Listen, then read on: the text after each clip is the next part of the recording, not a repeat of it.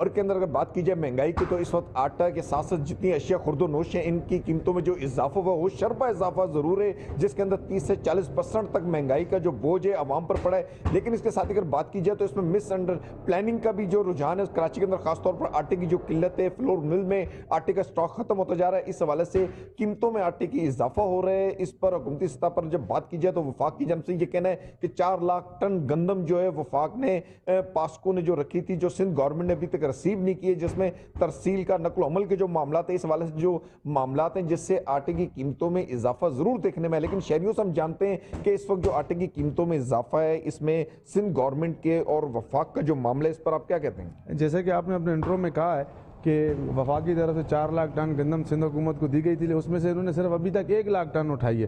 تو یہ نااہلی ہے سندھ حکومت کی اور وہ وفاق کے اوپر ڈالنا چاہتے ہیں۔ یہ آپس میں ان کے جو چکر ہیں سندھ حکومت کو اور وفاق کا، کہ وفاق سندھ حکومت پہ ڈال رہی ہے اور سندھ حکومت وفاق پہ ڈال رہی ہے۔ بیسیکلی تو یہ ہے کہ ملز مالکان، کیونکہ یہ بڑی بڑی جتنی بھی ملیں ہیں یہ سیاستدانوں کی ہیں، جو ہمارے خاص کر سندھ کے سیاستدان ہیں، ان کا عمل درآمد زیادہ ہے۔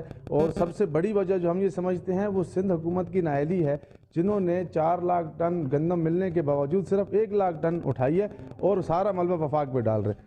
اس حوالے سے یہ بھی بتائیں جی کہ یہ جو مہنگائی ہے اس میں خود ساختہ مہنگائی بھی مارکیٹ میں نظر آ رہی کہ اگر ایک چیز کی پرائس جو 100 روپے تو دکاندار 120 کی بیچ رہا ہے، پرائس کنٹرول بیورو نظر نہیں آ رہا ہے، اس حوالے سے کیا کہیں گے؟ بہت اچھا سوال ہے آپ کا۔ اصل میں بیسیکلی یہ ہوا کہ لوگوں نے اور تاجروں نے بہت آسان حل ڈھونڈ لیا کہ 2 گالیاں عمران خان کو دو اور اپنی 100 کی چیز 150 میں بیچ دو۔ تو یہ تاجر اپنا بیوپار کر رہے ہیں اور صرف خان صاحب کو بدنام کرنے کی کوشش کی جا رہی ہے۔ حالانکہ اوورآل ملک کی جو کنڈیشن ہے، معاشی صورتحال بھی بہت بہترین ہے۔ تو وقتاً فوقتاً مہنگائی ضرور ہے، ہم یہ نہیں کہتے، لیکن کچھ چیزیں ٹائملی بھی ہوئی۔ اگر ڈالر 150 کا ہے تو کبھی یہ 100 روپے میں بھی تھا۔